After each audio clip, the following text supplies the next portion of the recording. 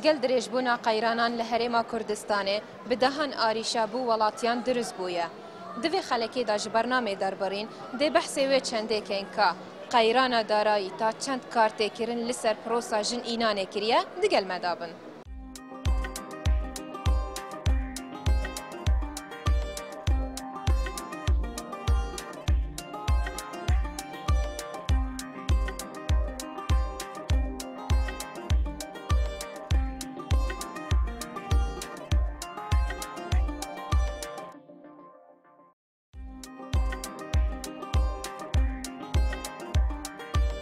سلاف چانم بخير بيسا تساوم برنامج ما هي جواكية ما بابتك هل بجارتيا سر قيراني دارایی آیا کاری کردو تا سر پروسه هاو سرگیری برای تو آیا کاری کردو تا سر پروسه هاو سرگیری بله چون کاری نکرد زور کاری کردو کاری کرد زور طبیعی استاد بینی او قیرانی دارایی که مثلا دروز بوا خلق همو يعني ناتواني امكاناتي نيه بتواني خوي بريوبا طبعا تاثيري كرديا زوريش بوني قيراني دارایی لهريمي كردستان ريجي جنهيناني كمي كردو تياخذنا طبعا الريجي جنهينان كمي كردوا وطلاقدان زيادة كردوا استا مثلا روجانا برو محكمة كاتم ماشي دكي نسبة طلاقدان زيادة لو كخلق بروسي حاصل جيلي بكاتن دبيجي كيشي كومالاتي كومالغاز زياد بوني عن بليه بيقومان زور زيادة كردوا دبيني استا روجانا خلق يعني لنا بازار توش مشاكل بو زور ده سر وزير مش سببك قيراني دارائية. شاني باشي. ما برنامج هي برنامج جواكية ما بابتك هل بجارتيا كقيرانة دارائي تا چند كارتكرن لسر بروسا جن إنانة كريه براي تو كارتكرن لسر بروسا جن إنانة كريه يعني. طبعا كاري كردوا قيراي بي راتبي وانا اگر راتب هبيه طبعا هيك تواني جن بيني اگر مثلا معاشيش نبيه وشتانا تاثيره كاتا سر مال سر منال سر هموشتي بوني قيراني داراي براي تونا بتزياد بوني قيره بونا كچان ابيت ديتنا تا قيرانا داراي كارتكرن لسر بروسا جن إنانة كريه يعني. بله با قیران دارایی تأثیر خواهی چونکی یک مروف مادی نشدن امکانات نبود نشدن پروسا و سرگیری بکردن و قیران اکی بشن قیران عامه مروف نشدن و حالی دا حولا هاو سرگیری بکردن چونکی خواست عکی باش نیه. نبینی اول تأثیر الجواکی کتن الکمال قهامه دکتن. بله اكيد وصل جو تاثيره حلو كذي قال تاثيره كذي شو سري والله شو سري فيه خدي يعني هم بيجين حتى وضعك تشي بيتن تشي بيت قالك حس كان جي بس نشن بر يوزعيدا بلكي وضعك بوشت اللي بيتن بس قيرانا الزواج بيجن بو زيري زيرجها كي خوا تشينكي زرناوت يا خواري ام بلنديا بوشا بس خلق عم قيرانا قلتي ناشتن زواج بكتن تجنينا يا أنا؟ لا والله مزنينا وتنينا يا والله عزت خوندني داشتا صلاة كم صلاة خلاص كم إن شاء الله هاخذ هاك كيشاني نتقل قيرانة داري والله كيشا بوز زواجي إن شاء الله بجم خذي درجات قد بس يوم من نجبرنده يوم من عطاس خونا خلاص كم إن شاء الله دي زواجي كاين قيرانة داري تأثير نبض بروسه سرگیری بروسه سرگیری كرا همي جانب و تأثير خواه بي في قيرانة داري چه جانب همي جانب بيت مسألة سحكة بازار ما سحكة بازار هم خالق نفسيا كنية مرتاحة في قيرانة داري ولی تأثیر کامازن یا خلق مکری و الجوا مکری في قيرانة داري تجن إنايا يعني؟ نه والله من اینا شبوت هنا إنايا ها قيرانة؟ نه والله اشتبشك اشتزيا شيء هموي بشك يومي اشتزيا إن شاء الله أخذ حاسكتن اشتي كان صلاك يديك بو كان صلاك اشتزيا ما ها البجم عندي مرة جحيليني بيتنا شدترش خدي قسمتها هو سرگیری قسمتها أنا كوي كي مرة فوجي كي بقيت أنا خوي يوم بقيت قسمتها ما هرجع بقى رب العالمين تركي بكذا وقسمتها قيرانة دارای کارتی کردن لکمال جه جواکی کریه یا نه؟ حتی چرا دای تأثیر؟ مناج متى حتى ردای که زود تأثیر خو کری حالا في قيرانة دارایشی حالا في قيرانة دارایشی دسته همی حزب الله نت مدا پیتوی همی حزب الله نت ما خوب کنه یک دنگ بن یک رنگ بن داف قيرانة دارایی دیمایی بیتن چون که افت قيرانة تدبینی همی جانب و تأثیر خو سر خلق ما هی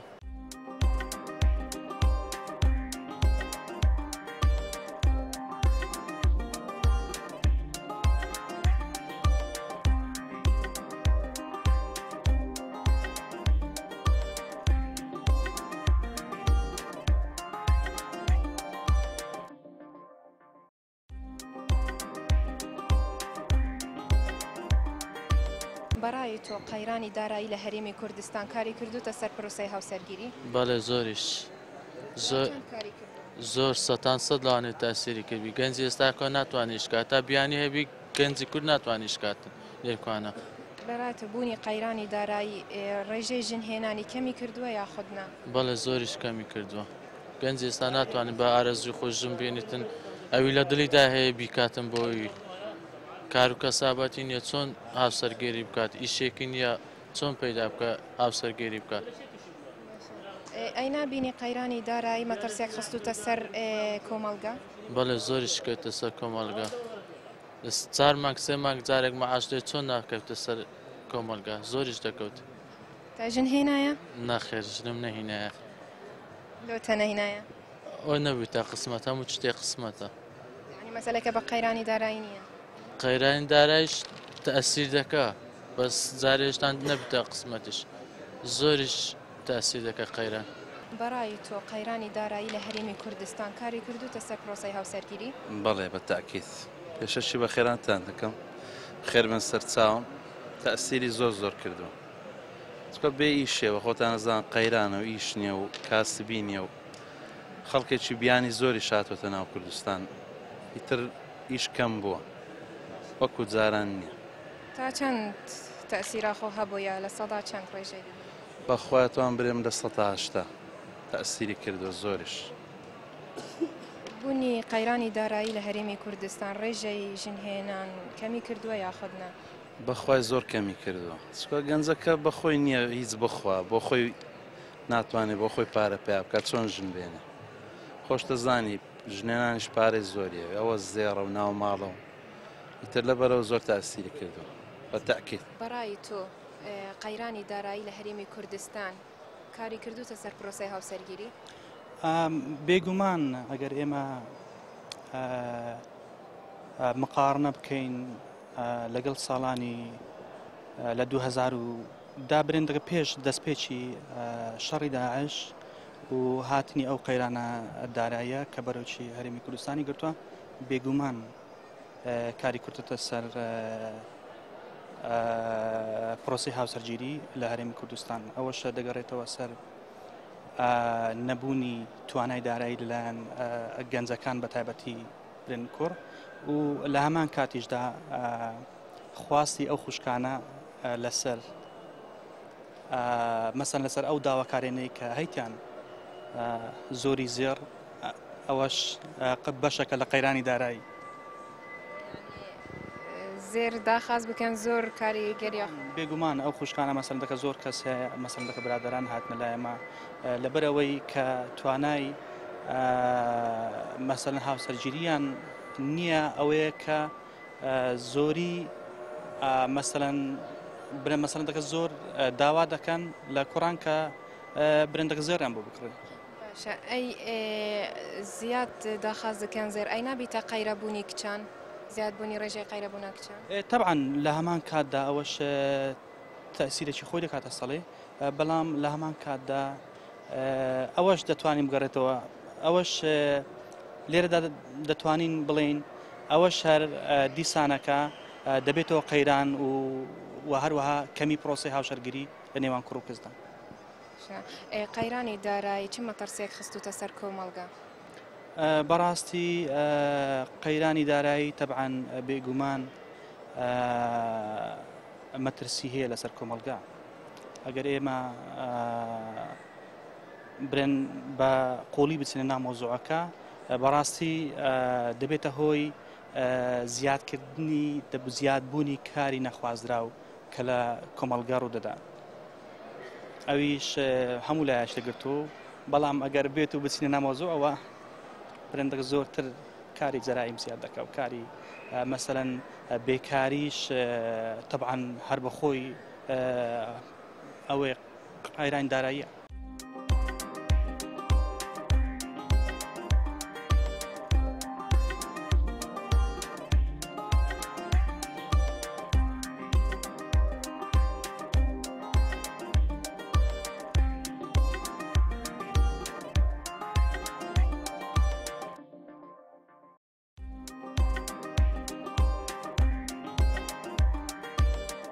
بەڕای تۆ قەیرانی دارایی لە هەرێمی کوردستان کاری کردوتە سەر پرۆسەی هاوسەرگیری؟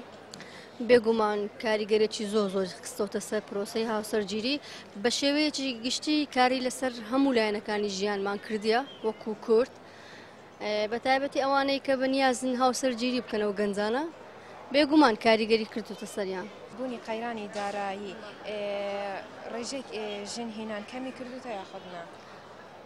بەڕای من ئەوەندەی ئاگادار بم بەڵێ تەئسیری هەیە و کەمیشی کردوتەوە بە حکمیەوەی مەسەڵەن لەوانەیە کتان من هەر هەمان بیری پێشتریان هەبی ئەینە چ داواکاریکەچیان هەبیانی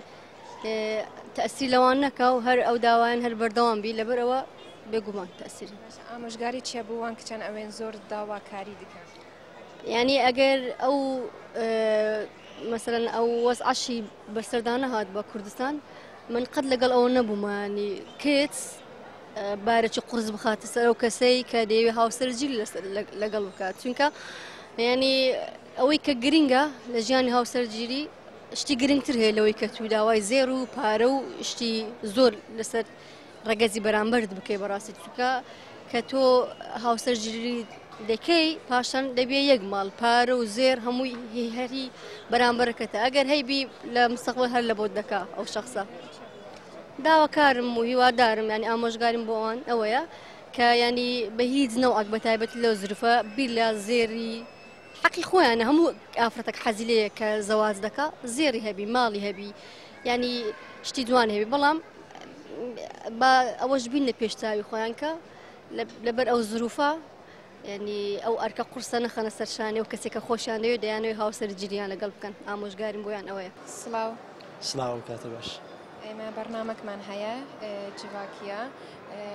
بابەت لەسەر بوونی قەیرانی دارایی لە هەرێمی کوردستان تا چ ڕاددا کاری کردوتە سەر پرۆسەی هاوسەرگیری؟ بەڵێ سپاس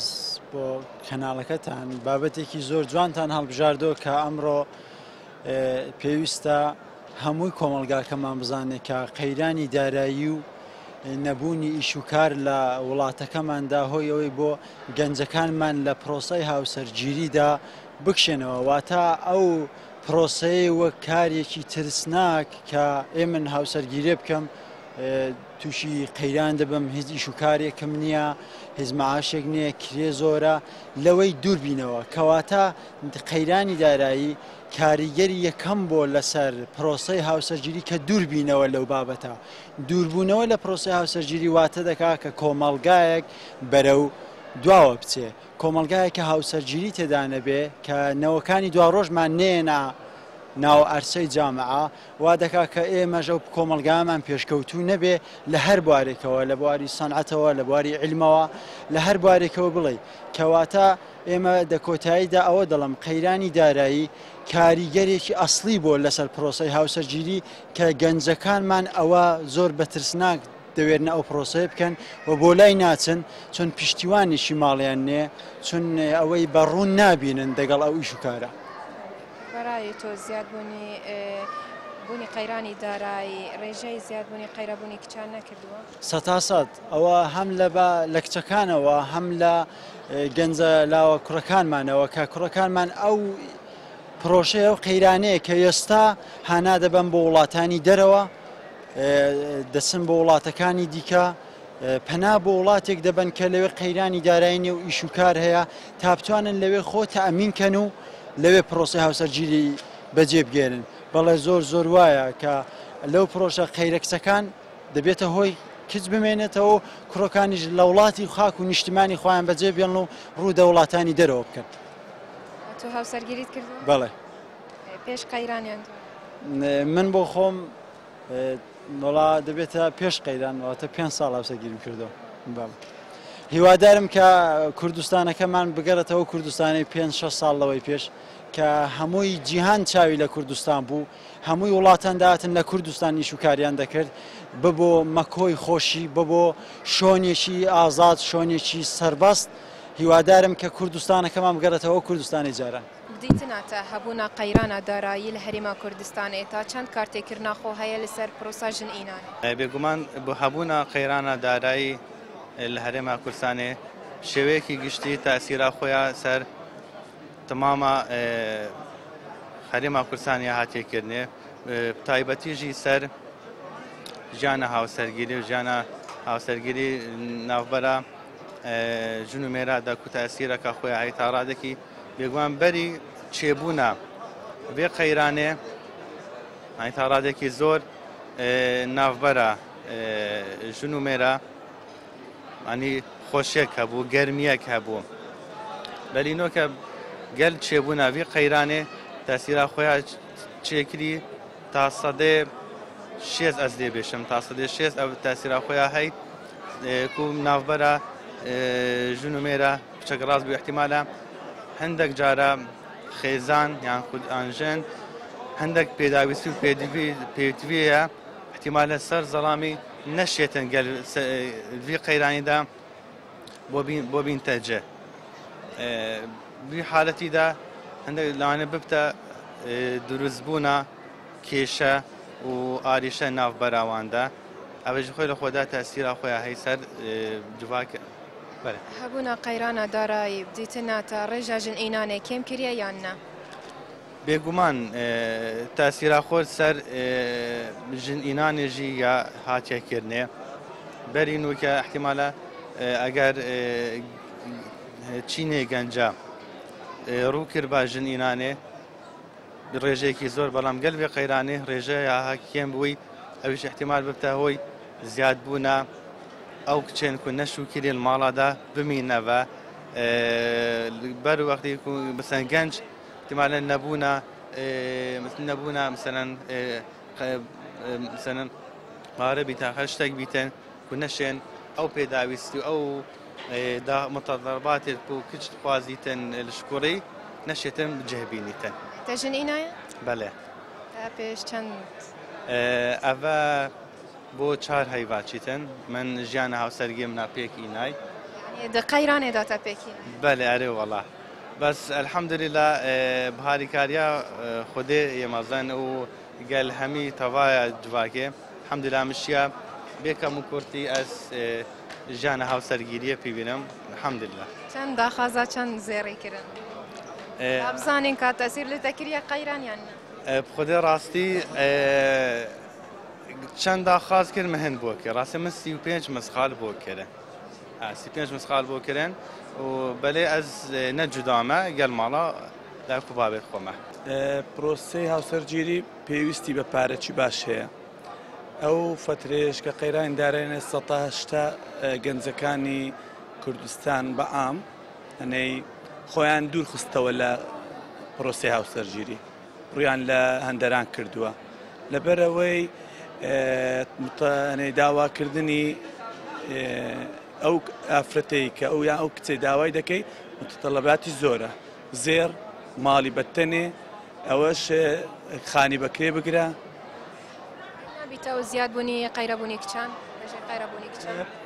تەسیری هەیە بەس بەڕای من زۆر نە ئەگەر یەکێک مەقسەدی ژنهینان بخوای گەورە لۆی تەرتیب دەکا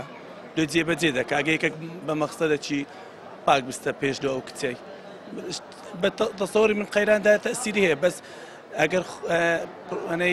مەیلی ژنهینانیشیان هەبی بە من ئاسان کاری لەیان دەکرێت هاوسەرگیریت کردووە؟ بەڵێ 5 ساڵە کچەکەم هەیە سەلامەت قەیرانی دارایی تەسیر لە تەنە کردە زۆر نا الحەمدولێلە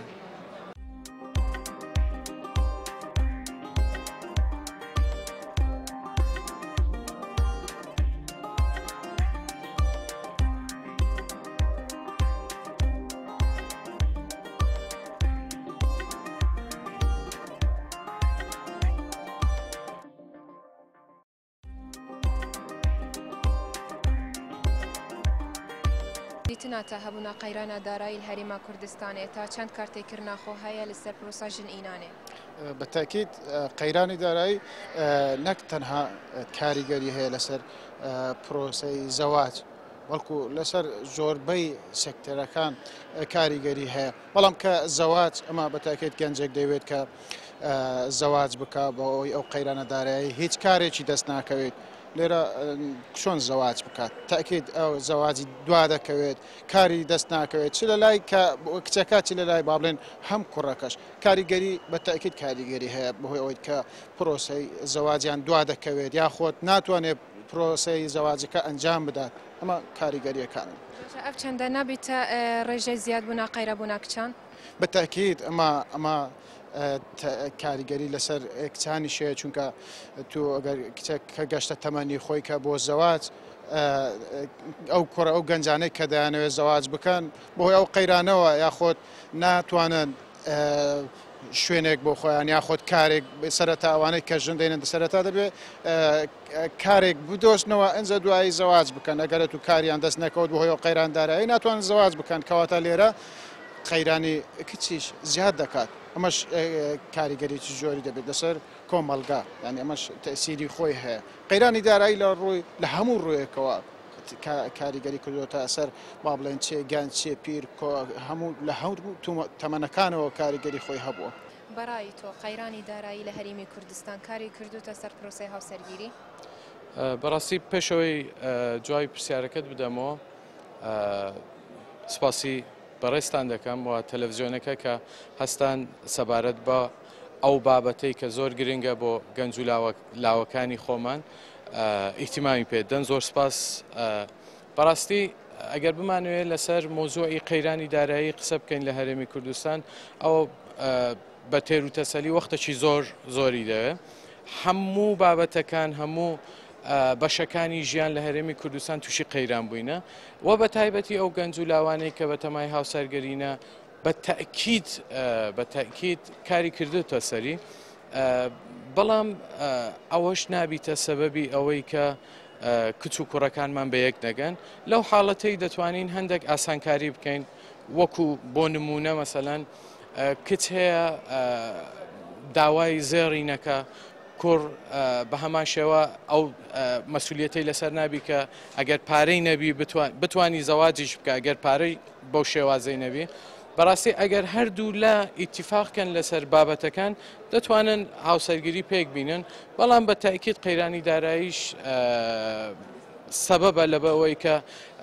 نەتوانن هاوسەرگیری بە شێوەیەکی زۆر ممتاز بەکاربینن بەڵام ئەلحەمدوللا ئەمە زۆر قەیرانمان دەرباز کردیە وەکو شەڕی گەورە تیرۆریستانی داعش بە سەرکەوتووی تەواومان کرد قەیرانی داراییش خەڵاس دەبی من متمەئینم ئومێدوارم و متمانەم هەیە کە ئەو شتانەی کە ئێستا ڕوویدایە هەمووی کاتیەوە تێدەپەڕێ ئینشاءڵڵا و گەنج و لاوەکانی مەش وەکو هەموو وڵاتە پێشکەوتوەکان دەتوانن ئەو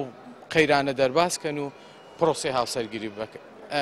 پرۆسەی هاوسەرگیری ئەنجام بدەن ئینشاءڵڵا. هاوسەرگیریت پێکهێنایە؟ من نەخێر. بۆ؟ ئەویش هەندێک ڕاستیەکەی هەرچەند ئەوە پرسیارێکی شەخصیە بەڵام لەبە ڕێزم لە بۆ جەنابتان و تەلەڤیزیۆنەکە من هەندێک پرۆژەم لە بندەستە هەندێک ئەفکارم هەیە هەتا جێبەجێی نەکەم. مەقسەدم ئەوە ینی قەیرانی دارایی ئایا تەسیر لە تەکریە یان نە؟ نا ئەلحەمدوللا قەیرانی دارایی تەسیری لە ئیشی مە کردیە بەڵێ چکە بە حکمیەوەی کە ئەمە لە کۆمپانیا ئیش دەکەین تەسیری هەبووە بەڵام سەبەبی ڕئیسیەکەی ئەوە نییە کە ئەمن لە بە قەیرانی دارایی ژنی نینم ئەگەر مەبەستم ژنهێنان بی قەناعەت لە بۆ ئەو کچەی کە بە تەمایە بیتە ژیانی بێتە ناو ژیانم قەناعەتی بۆ دروست دەکەم کە هەتا بە جلکی بەری خۆی بێتە ماڵی من ئەگەر بتانی یەکەکت خۆش بێەوە کەسی بەرامبەر تۆی خۆش بێ هەتا بە یەک جلوبەرگی سادە دەتوانێت بێتە ناو ماڵە زۆر شتێکی ئاساییە ئەگەر ئەوانەی کە دەرن قەیرانی دارایی تەسیر لەوەی کردیە کە کوڕ و کچەکانمان زەواج نەکەن من زۆر باوەڕی پێ ناکەم چکە وەیە تەکید قەیرانی دارایی تەسیری هەیە بەڵام ئاسانکاریش دەبی و گەنجەکانمان ئەگەر بێت و هەندێک ئاسانکاری بکەن بە تاکید دەگەنە یەکتر. ساڵ بۆ ساڵێ لە هەرێما کوردستانێ قەیران دزێدەبوونێدانە و ئەف چەندەژی کارتێکردن لە وڵاتیان کردە و بتایبەت لەوان گەنجان کردە ئەوێن دەوێن خێزانەکان و پێک بینن و بە هزارەهان گەنج لە هێڤیاوێ ڕۆژێنە و ئەف قەیرانە بهێنە چارەسەرکردن داکۆ قەیرانە ئەڤینیژی بدوماهێک بهێتن تا هەفتەیەکادی و بابەتێکی دی ji بەرنامەی دەربڕین بمینە شاد خاترە هەوە.